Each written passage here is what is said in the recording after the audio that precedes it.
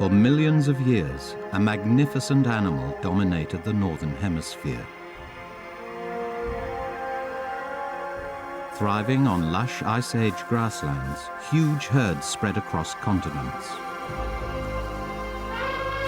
The mammoth shared a common ancestor with today's elephants. The two species diverged 5 million years ago.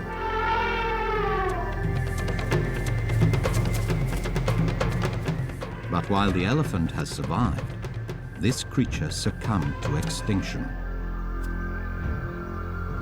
What killed off the mammoth? Nature? Man the hunter? Or something even more destructive?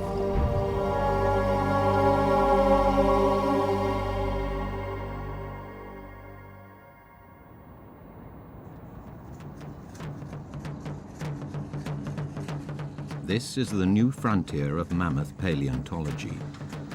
Not Siberia, but Mexico City.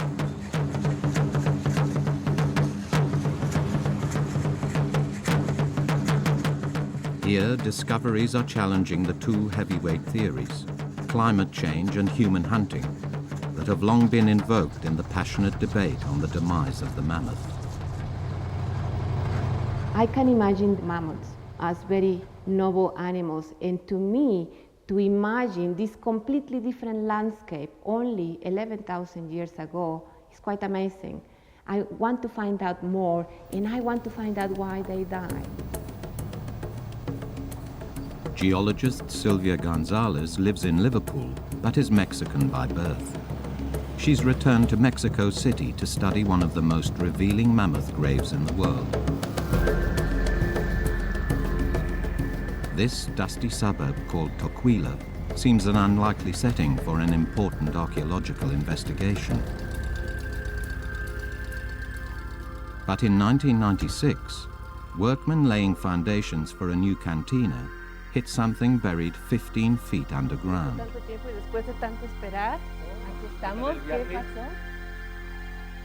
Archaeologists quickly uncovered over 1,200 bones of what can only be a doomed family group of 7 mammoths. Tocaula is a very important site because we have like an instant photograph of the environment 11,000 years ago, which is preserved. These remains have been carbon dated to 11,000 years old, the very time when mammoths disappeared. So studying this site is vital to discover if climate change or human hunting wiped out the mammoth. Mammoths are usually associated with the deep freeze of the Siberian steppes. But the American or Colombian mammoth, as scientists classify it, was an even more impressive animal. It weighed almost twice as much as its woolly Siberian cousin. An adult male could stand 13 foot high and boast spiral tusks over 10 feet long. The basin of Mexico in the late Ice Age. Average temperatures are 10 degrees Celsius, some 5 degrees cooler than today. The Tocaula family are on the move.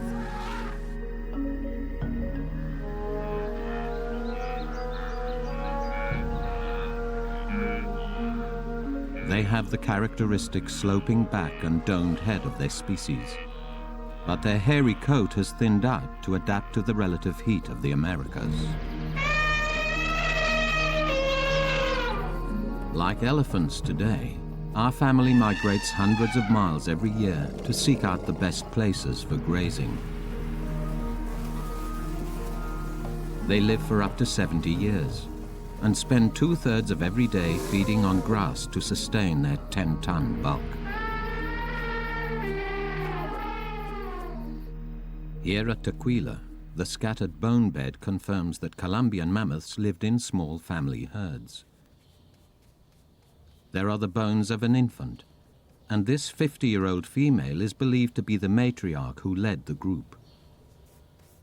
We know that elephants living today are very social animals, and we can extrapolate that information, imagine that these mammoths were very sociable as well.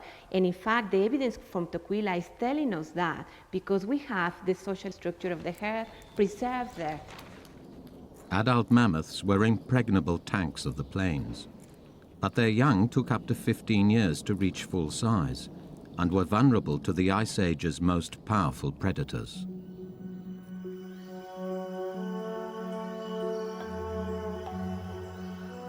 The Tocaula family stick together to provide protection.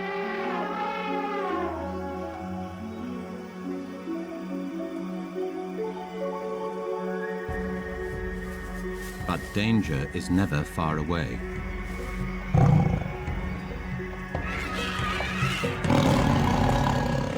A saber-tooth tiger notices the infant has strayed from the herd. The infant runs for its life. The herd is quickly mobilized to form an impenetrable defensive wall. Working together, the herd has little to fear from even the fiercest predators.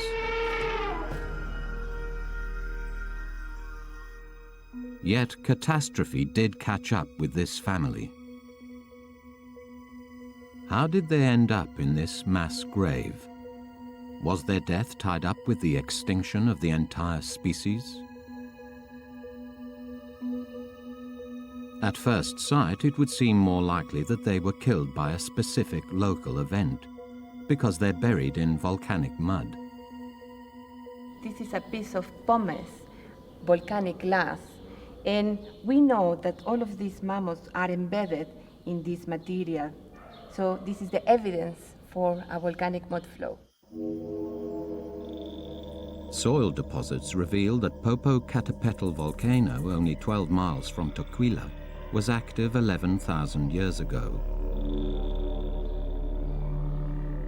Were the mammoths killed by a volcanic eruption?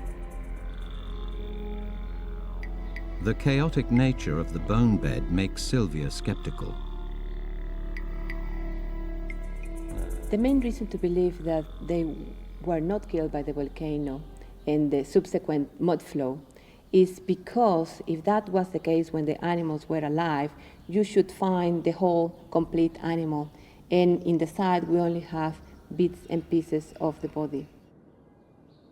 This must mean the Tocaula mammoths were dead already, their carcasses decaying and easily shattered when the volcano hit them. So the question remains, what killed them in the first place? When it comes to the extinction of the mammoth, one of the heavyweight theories has pointed the finger at climate change. Carbon dating of American finds reveals the number of mammoths dropped as the Ice Age ended and the world warmed up. 20,000 years ago, temperatures started to rise. They rose some 7 degrees Celsius, transforming the American environment. Pollen samples reveal that the grasslands of the American Southwest gave way to the desert of thin scrub and cacti that remains today. The mammoths there could not sustain their diet, and many would have died out.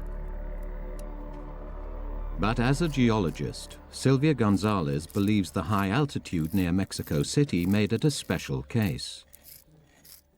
Soil samples here show it was a kind of oasis. The basin of Mexico 11,000 years ago was the perfect habitat for these animals. It was a very lush and rich landscape, plenty of grass for them to eat, and was a kind of mammoth Shangri-La. Climate change couldn't have killed every mammoth. It certainly doesn't solve the particular mystery of Tocaula. Scientists have been forced to consider another possibility. No one knows precisely when people first colonized the Americas, but by 12,000 years ago, archaeological sites prove they had spread all the way from Arctic Canada to the tip of South America.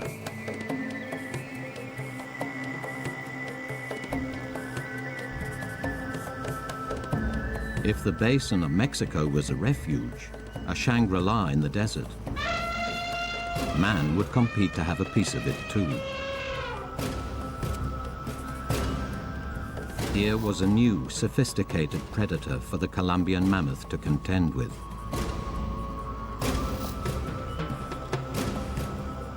Did man destroy the mammoths at Tocaula?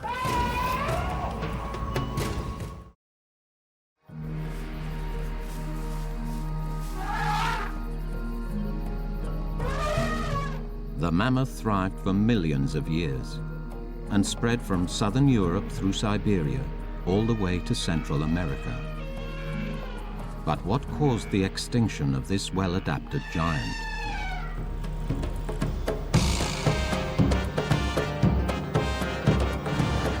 Today, it's in Mexico that cutting-edge research is uncovering new clues that shed more light on the traditional theories about what killed the mammoth.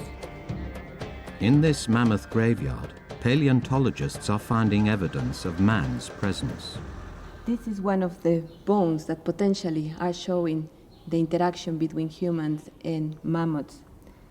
Over here you can see this sharp edge, and it's possible that humans were breaking the bone to make use of this kind of resource.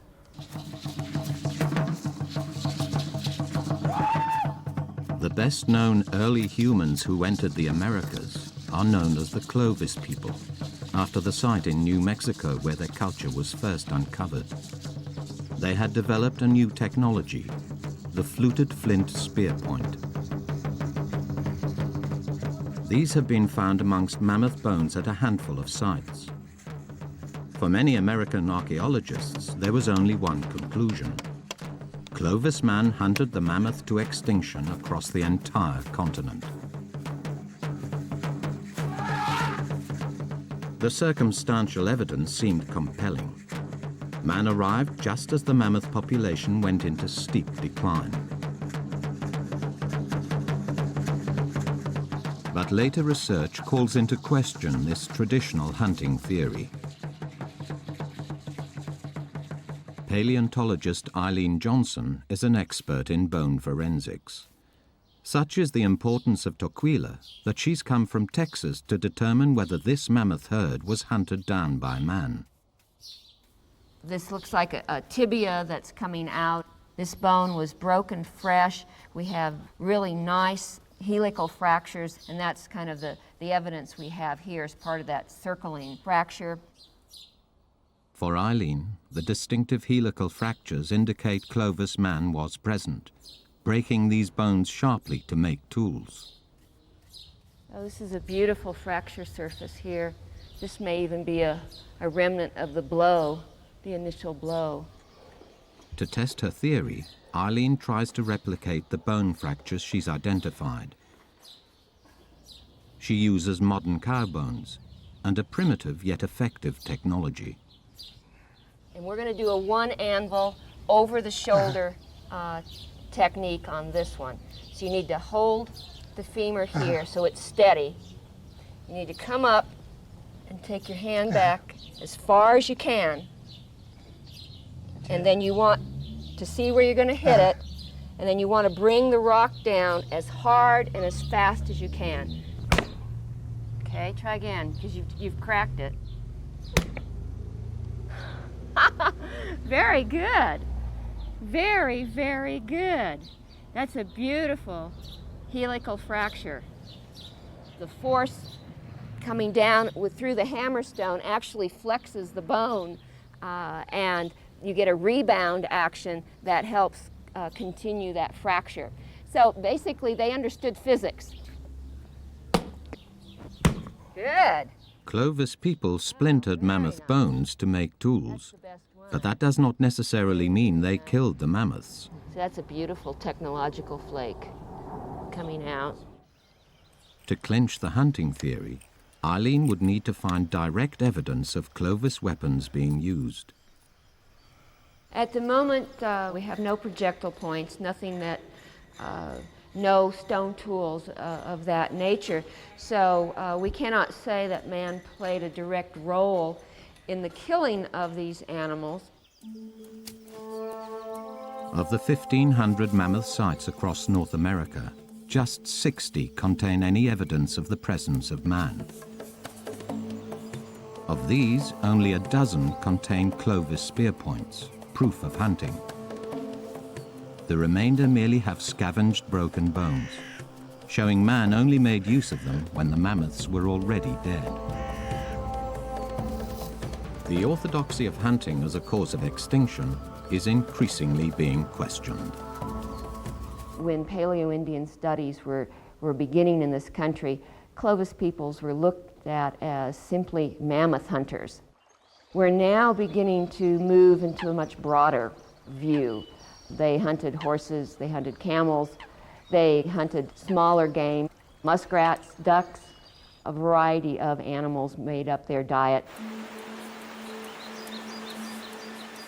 If Clovis man could sustain himself on animals that were easy to hunt in the lush basin of Mexico, why risk attacking a mammoth? Simple logic makes large-scale hunting of mammoth herds unlikely.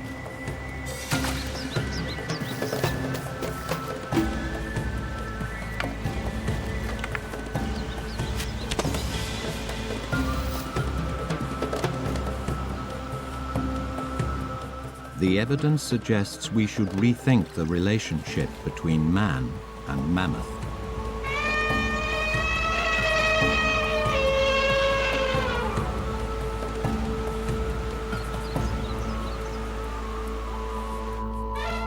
Neither climate change nor hunting can provide a full explanation for the mammoth's demise. Evidence like that at Tocaula forces scientists to think again.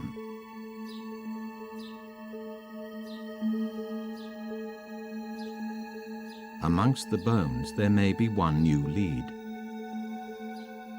This set of lower molars is unusual. While the right side shows healthy normal growth, the left is misshapen and warped. When you examine the molars, they look deformed, and in other sites as well, not only Tocaula, shows us that there are some malformations of the spine, again, malformations of the molars. So there is evidence that they were under stress. And we need to find out what exactly is this stress.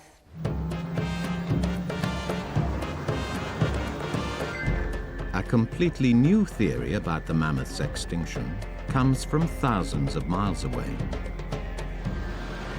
and from a different branch of science. Previously, there were two ideas as to what caused the extinction of mammoths, either climate change or hunting by humans. And now there's a new idea, one that blames humans but in a less direct, more subtle way.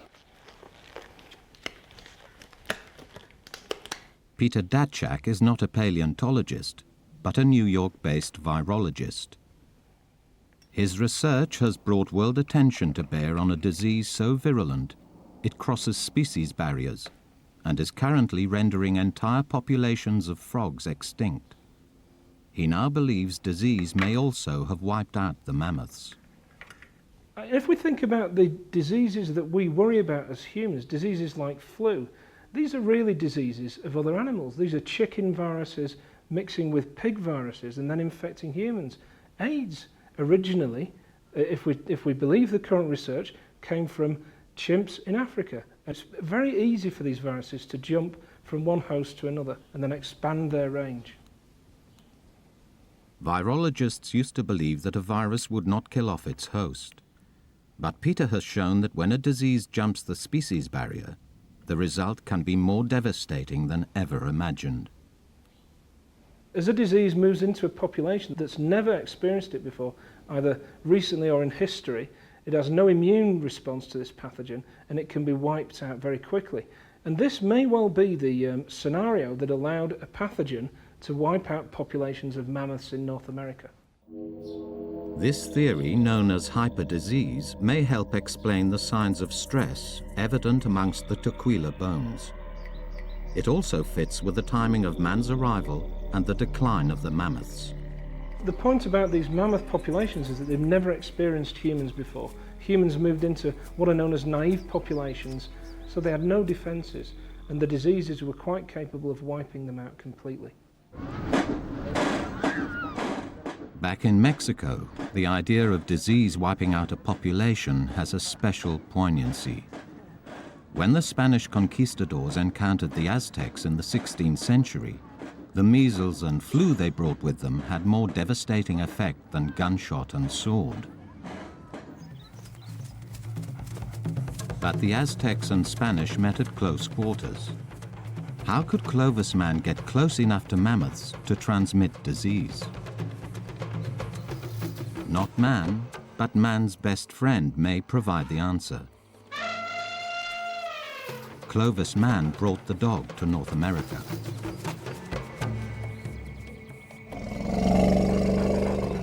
Dogs could carry rabies and distemper that are known to cross species barriers. As we introduce species like domestic dogs, we also introduce the viruses and the pathogens that these dogs carry. So we spread disease that way. We call this process pathogen pollution, and that's one of the greater implications of the work that we've been doing. Dogs also transmit disease through fleas. It may have been that diseases were able to jump host from dogs via fleas into a larger mammal like a mammoth. And certainly as humans moved throughout the North America, dogs would have been able to make close contact with wildlife. And this happens all over the planet right now.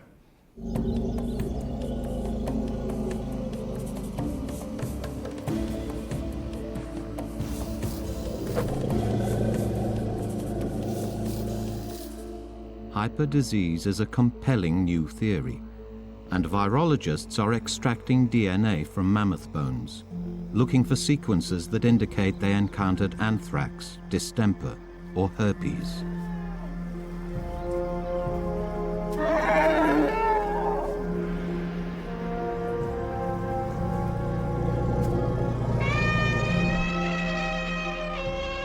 The extinction of the mammoth is one of the most controversial mysteries in paleontology. Climate change and man cannot fully explain it. Now it is time to consider the role of disease in prehistory. In the age of AIDS and Ebola, the bones of Tocaula may be a timely reminder that we must take disease seriously as a possible cause of extinction for any species. We now know for sure that diseases are capable of wiping out species, and that's a very significant step forward. We really need to use that information to look at how other species became extinct.